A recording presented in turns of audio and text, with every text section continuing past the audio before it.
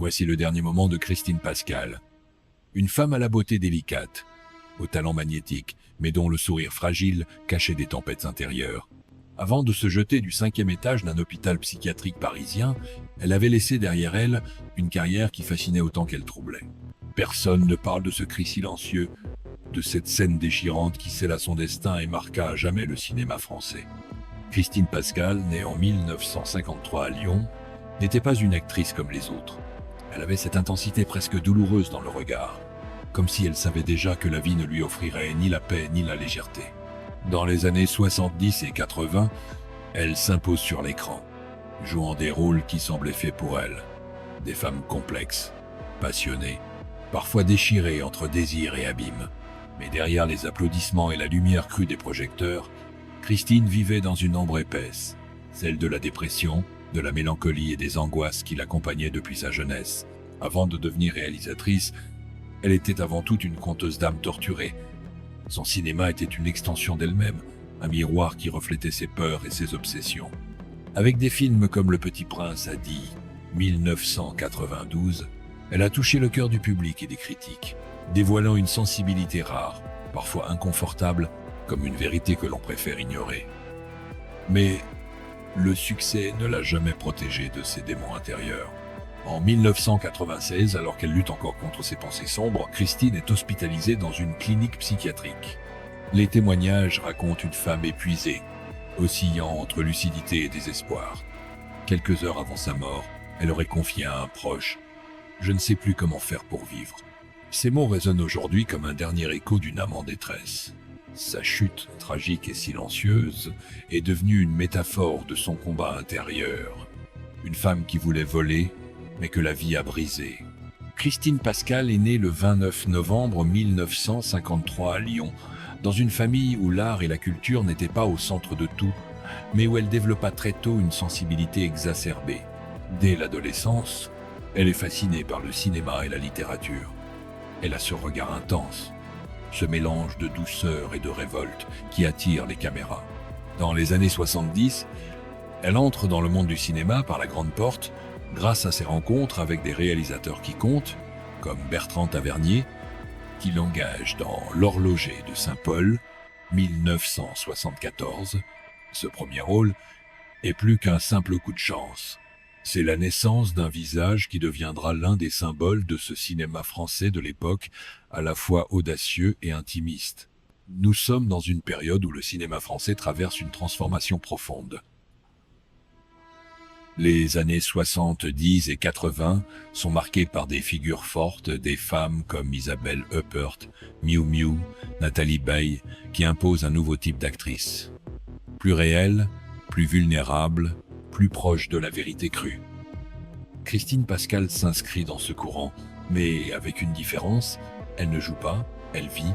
Chaque rôle semble être une extension de son âme, comme si elle ne pouvait pas faire la distinction entre elle et ses personnages. Cette intensité lui donne une aura unique, mais elle commence aussi à fissurer la frontière entre son art et sa vie personnelle. Son parcours ne se limite pas à l'interprétation. Très tôt, elle veut raconter ses propres histoires, écrire ses propres dialogues, filmer ce que les autres ne voient pas. Dans les années 80, elle passe derrière la caméra avec une détermination impressionnante. Ses films explorent des thèmes comme la fragilité des relations humaines, les blessures invisibles, la maternité, le désir, la perte. Le Petit Prince à Die est sans doute son œuvre la plus connue, une histoire poignante qui résonne encore aujourd'hui. Le film est un succès critique, mais pour Christine, ce n'est jamais assez. Le public l'applaudit, mais elle, dans l'intimité, se sent incomprise et insatisfaite, comme si son talent n'était qu'un miroir cruel de ses propres manques. Dans les coulisses, Christine est une femme complexe. Les amis et collègues qui l'ont connue parlent d'une personnalité brillante mais instable, d'une sensibilité qui pouvait se transformer en tempête. Elle souffre de longues phases de mélancolie, de crises de doute où le succès ne lui apporte aucun réconfort. Le cinéma, au lieu de la sauver, semble parfois amplifier ses douleurs. Elle disait un jour « Chaque film que je fais est une tentative de guérison, mais je sors de chaque tournage plus fatigué qu'avant. » Ces mots en disent long sur le gouffre qui se creusait en elle. Dans les années 90, alors que sa carrière semble à son apogée, Christine Pascal se retrouve prise dans une lutte invisible, celle contre la dépression. À cette époque, la maladie mentale est encore largement taboue dans le milieu du cinéma, surtout pour une femme. On parle de son talent, de ses choix artistiques, mais jamais de ses larmes derrière les portes fermées. C'est ce contraste entre la lumière publique et l'ombre privée qui rend son histoire si tragique et fascinante.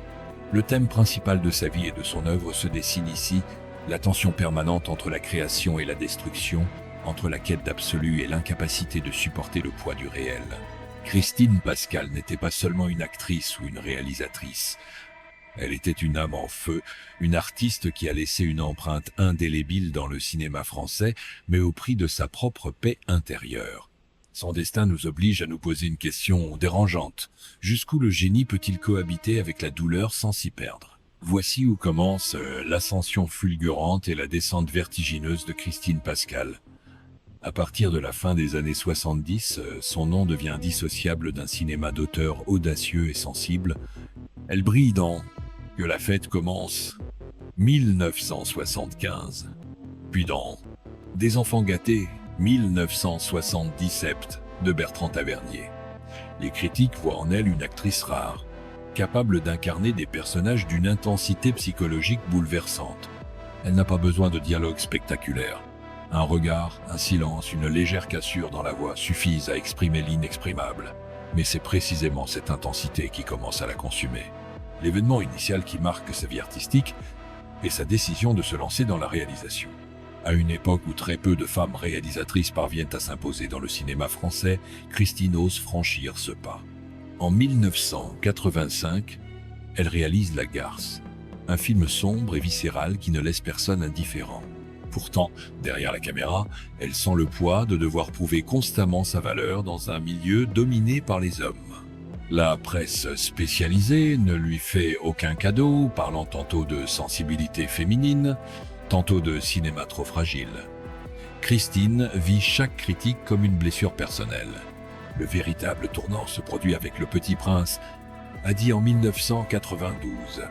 Le film, avec Richard Berry et Anémone, raconte l'histoire d'une petite fille atteinte d'une maladie incurable et de la relation complexe avec ses parents séparés. Cette œuvre, profondément émouvante, est saluée comme un chef-d'œuvre d'émotion et de vérité. Elle obtient le César du meilleur scénario et un succès critique retentissant. Pour beaucoup, c'est la consécration d'une réalisatrice qui sait transformer la douleur en art. Mais ce succès est ambigu. Il met Christine sous les projecteurs, la poussant à se dépasser encore plus, alors même que ses forces intérieures s'épuisent. Dans l'intimité, Christine Pascal mène une vie chaotique. Ses proches racontent une femme qui oscillait entre des moments de créativité frénétique et des périodes de profonde détresse.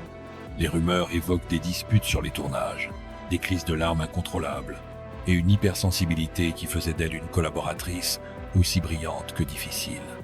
Elle vivait chaque tournage comme une épreuve émotionnelle extrême, comme si elle y jouait sa propre survie. On raconte qu'elle pouvait pleurer des heures sur un détail de scénario, convaincue que l'essence du film résidait dans cette nuance invisible pour les autres. Puis vient l'événement inattendu. En 1986, alors qu'elle travaille sur de nouveaux projets, Christine est rattrapée par ses vieux démons. Elle souffre de crises de panique et de dépression sévères. Sa santé mentale se dégrade rapidement, au point qu'elle doit être hospitalisée dans un établissement psychiatrique à Garchet, près de Paris. Les témoignages rapportent qu'elle se sentait enfermée, piégée par des traitements qu'elle jugeait trop lourds. Certains affirment même qu'elle avait confié à un ami qu'elle ne voyait plus de lumière au bout du tunnel. Le point culminant survient un matin d'août 1986. Christine, alors âgée de 42 ans, se jette par la fenêtre du 5e étage de l'hôpital. La nouvelle choque le monde du cinéma français. Comment une femme si talentueuse, reconnue et admirée, a-t-elle pu en arriver là? Les médias s'emparent de l'histoire, mais souvent sans comprendre la complexité de son mal-être. Pour beaucoup, cette mort tragique devient une sorte de symbole, celui de l'artiste trop fragile, broyé par ses propres émotions et par un milieu impitoyable. Les conséquences de sa disparition sont immenses. Ces films, qui jusque-là étaient vus comme des œuvres sensibles, prennent une dimension presque prophétique. Le Petit Prince, a dit, en particulier, est perçu comme une sorte de testament spirituel, un cri de douleur déguisé en fable poétique. Les spectateurs qui revoient ces œuvres après 1986 y découvrent des échos troublants de ses luttes intérieures. La mort de Christine Pascal ne met pas seulement fin à une carrière prometteuse, elle laisse aussi un vide immense dans le cinéma français, comme si une voix singulière et essentielle s'était tue trop tôt. Sa disparition soulève également des débats sur la santé mentale dans le milieu artistique. Les témoignages d'amis proches révèlent une femme qui ne trouvait aucun espace pour exprimer ses douleurs hors de ses films. La pression médiatique, la critique sévère et une industrie où la vulnérabilité est souvent perçue comme une faiblesse ont sans doute aggravé son isolement. Certains journalistes, des années plus tard, évoqueront une forme de silence coupable autour de son état psychologique, comme si parler de dépression était alors un tabou insurmontable. Ainsi, la conclusion de son histoire n'est pas seulement celle d'un destin brisé, mais aussi celle d'un miroir tendu à toute une génération d'artistes. Jusqu'où faut-il se sacrifier pour l'art ? Le génie créatif de Christine Pascal, aussi lumineux soit-il, était nourri par une douleur profonde. Et peut-être que cette douleur, jamais apaisée, l'a mené vers son ultime geste, ce saut dans le vide qui reste gravé comme l'un des plus tragiques adieux du cinéma français. Rappelez-vous ce que vous avez vécu la première fois que vous avez entendu la nouvelle. Christine Pascal est morte. Ce n'était pas simplement une annonce tragique, mais un choc national. Derrière les titres de presse et les hommages, il y avait une histoire bien plus sombre, celle d'une femme enfermée dans une spirale silencieuse de douleur. Ce que le public ne savait pas, c'est que la réalisatrice de Le Petit Prince a dit, derrière ses succès artistiques, se battait depuis des années contre des crises de dépression sévères, amplifiées par une hypersensibilité quasi maladive. Dans les coulisses, Christine ne cachait pas son mal-être à ses proches. Elle disait souvent « Je me sens étrangère au monde », comme si tout sonnait faux autour de moi. Ces mots résonnaient comme un avertissement, un cri d'alarme. Mais qui pouvait réellement comprendre la profondeur de ce gouffre intérieur ? Le cinéma, paradoxalement, l'aidait à exprimer ce que les mots ne suffisaient pas à dire, mais chaque film finissait par lui coûter un peu plus de son équilibre mental. Certains acteurs qui ont travaillé avec elle racontent qu'elle entrait dans ses rôles comme dans une transe, incapable de se protéger émotionnellement. Elle vivait ses films comme une brûlure, confia un jour Richard Berry. La vérité noire se révèle dans les semaines qui précèdent sa mort. Christine est hospitalisée dans une clinique psychiatrique suite à une crise particulièrement violente. Les témoignages racontent une femme épuisée par les médicaments, perdue entre lucidité et hallucination. Elle confie à un ami « J'ai peur de ne plus jamais revenir à moi-même ».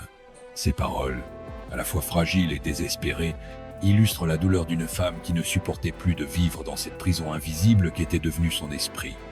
L'un des aspects les plus méconnus de cette histoire est le sentiment d'injustice qu'elle ressentait face au milieu du cinéma.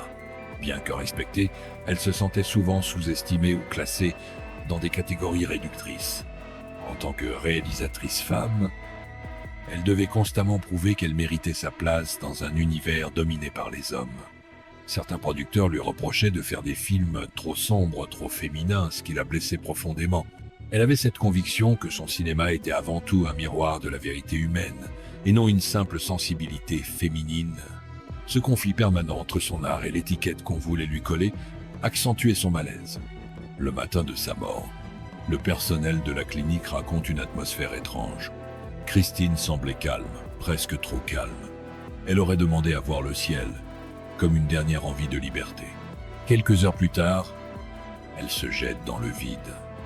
Un geste brutal, mais qui, pour elle, signifiait sans doute la fin d'un combat intérieur devenu insupportable. Les médias se ruent sur l'histoire, parlant de « une étoile brisée », de « une actrice hantée par ses démons ». Mais peu osent évoquer la question essentielle. Pourquoi une femme talentueuse, au sommet de sa carrière, n'a-t-elle trouvé aucune main tendue assez forte pour la retenir ? Les réactions sont immédiates. Le cinéma français, déjà marqué par des tragédies comme celle de Patrick Dewaere ou de Romy Schneider, perd une autre figure bouleversante. Les journaux publient des hommages, des photos de ses rôles les plus marquants, des extraits de ses interviews, où l'on devine entre les lignes une profonde vulnérabilité. Le public, quant à lui, redécouvre ses films, mais avec une nouvelle lecture. Le Petit Prince a dit, avec son thème de la perte et de la résilience, devient presque un miroir de sa propre vie. Comme si, à travers ce film, Christine avait déjà mis en scène sa propre douleur. Derrière les projecteurs, ses proches expriment leur colère. Certains dénoncent le manque de soutien psychologique pour les artistes, un sujet tabou à l'époque. Un ami dira « Christine avait besoin d'aide, pas de silence ». Cette phrase, cruelle de vérité, souligne l'isolement dans lequel elle s'était retrouvée. Il y a également des rumeurs sur le traitement qu'elle recevait à l'hôpital, certains affirmant qu'elle se sentait prisonnière, incapable de supporter l'enfermement. Cette mort dramatique n'a pas seulement laissé un vide dans le cinéma, elle a aussi révélé les fractures d'un système qui glorifie les artistes mais ne sait pas prendre soin d'eux. La vérité noire, celle qui se cache derrière les applaudissements et les tapis rouges, c'est que beaucoup d'artistes comme Christine Pascal vivent une double vie, celle brillante que l'on voit à l'écran et celle douloureuse qui se déroule dans l'ombre. Aujourd'hui encore, parler de Christine Pascal, c'est évoquer non seulement son immense talent, mais aussi ce cri silencieux qu'elle a lancé au monde. Je ne sais plus comment faire pour vivre, avait-elle confié peu avant sa mort. Cette phrase, brutale et bouleversante, reste gravée comme un écho de son âme fragile. Christine Pascal reste une figure à la fois fascinante et tragique du cinéma français. Pour notre chaîne, elle incarne ce mélange de talent brut et de fragilité psychologique qui fait naître des légendes. Ce qui frappe le plus, ce n'est pas seulement son jeu d'actrice ou la qualité de ses films, mais la sincérité bouleversante qui transparaît dans chacune de ses œuvres. On sent qu'elle ne jouait pas pour plaire, mais pour dire quelque chose de profondément vrai, de viscéral sur la condition humaine. Il y a chez Christine Pascal une sorte de lumière brisée. Chaque personnage qu'elle a incarné, chaque scène qu'elle a réalisée, semble être le reflet d'une quête intérieure, comme si elle cherchait à résoudre un mystère intime à travers l'art. Le cinéma de Christine ne laisse pas indemne. Il est fait de silences lourds, de regards qui perçants, de dialogues où chaque mot pèse. On ne peut pas le regarder sans ressentir un mélange de beauté et de malaise. Mais la vraie question est, avons-nous, en tant que public, vraiment vu la femme derrière l'artiste? Avons-nous compris la douleur qu'elle portait? Ou l'avons-nous réduite à un simple symbole du génie torturé? Ce mythe, aussi romantique qu'il puisse paraître, est d'une cruauté absolue. Derrière l'icône, il y avait une femme qui voulait simplement vivre, aimer, créer, mais qui ne trouvait aucun espace où sa vulnérabilité pouvait exister sans être jugée. Notre opinion est que Christine Pascal mérite d'être redécouverte non pas uniquement comme une actrice ou une réalisatrice tragiquement disparue, mais comme une pionnière. Elle a ouvert la voie à une génération de femmes cinéastes, en osant aborder des sujets intimes et tabous, en racontant des histoires où la vérité émotionnelle passe avant tout. Ces films sont d'une modernité étonnante. Ils parlent de solitude, de relations brisées, de ce vide intérieur que l'on connaît tous à un moment ou à un autre. Aujourd'hui, dans un monde où l'on parle davantage de santé mentale et d'équilibre psychologique, l'histoire de Christine Pascal résonne encore plus fort. Elle nous rappelle que derrière chaque sourire public se cachent parfois des tempêtes invisibles. Elle nous pousse aussi à questionner l'industrie du cinéma, si prompte à glorifier les succès, mais souvent silencieuse face aux détresses de ceux qui en sont les piliers. Nous aimerions connaître votre opinion. Que ressentez-vous en redécouvrant les films de Christine Pascal, maintenant que vous connaissez les douleurs qui les ont façonnés? Voyez-vous dans son œuvre un cri de vérité, une forme d'autobiographie émotionnelle? Ou pensez-vous que sa disparition tragique a trop marqué notre perception de son art? Quoi qu'il en soit, Christine Pascal ne doit pas être seulement une histoire triste, mais aussi une inspiration. Une artiste qui a osé vivre intensément, même si cela signifiait se brûler les ailes. Il y a des histoires qui ne s'effacent jamais, des destins qui continuent de vibrer bien après la fin. Christine Pascal fait partie de ces âmes qui laissent derrière elle un parfum d'éternité. Elle nous a quittés à 42 ans, mais son regard, ses films, ses mots résonnent encore comme si elle était toujours là, à murmurer des vérités que nous n'avons pas encore comprises. Lorsqu'on revoit Le Petit Prince, a dit, on ne peut s'empêcher de sentir la présence de Christine dans chaque image, comme si ce film était une lettre d'adieu déguisée. Ces personnages semblent parler pour elle, avec cette fragilité poignante, cette intensité qui brûle doucement mais sûrement. On a l'impression de découvrir, à travers son œuvre, les fragments d'un cœur qui cherchait désespérément à être entendu. Christine Pascal n'était pas seulement une actrice ou une réalisatrice. Elle était une conteuse de vie, une exploratrice des émotions les plus brutes. Sa carrière, bien que courte, reste un témoignage puissant de ce qu'un artiste peut accomplir en osant se montrer tel qu'il est, avec ses forces et ses failles. Cela peut être qui fait de son histoire une tragédie aussi belle qu'inoubliable. Elle a offert au public non pas une image parfaite, mais une vérité nue, et cette vérité continue de nous toucher profondément. Aujourd'hui, nous regardons Christine avec tendresse, avec un mélange de tristesse et d'admiration. Elle nous rappelle qu'il n'y a pas de succès sans blessure, pas de lumière sans ombre, et même si la vie l'a brisée, son art demeure intact, vibrant, prêt à être redécouvert par ceux qui veulent comprendre l'âme humaine. Il y a des histoires qui n'ont jamais été racontées, mais maintenant, vous les connaissez. L'héritage de Christine Pascal ne réside pas seulement dans les films qu'elle a laissés, mais aussi dans ce souffle de vérité, dans ce rappel que la beauté naît souvent de la douleur. Si son dernier geste fut un cri silencieux, il continue de résonner comme une invitation à écouter, à comprendre et à ne jamais oublier.